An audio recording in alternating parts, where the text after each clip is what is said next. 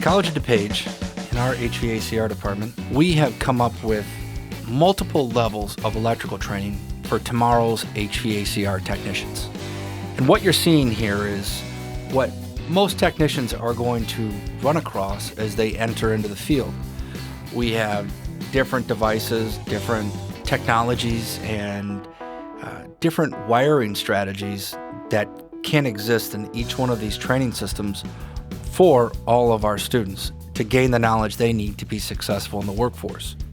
We wanted to have something that could mix multiple voltages, whether it's dry contacts, 24 AC, 24 DC, whether it's 208 three-phase or 120 volts, and mix all these voltages together in one wiring circuit, no different than what you would see in most HVACR equipment that exists in America today.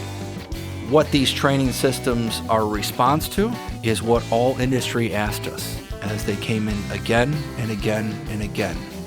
And they all stated, we need people with higher levels of electrical knowledge.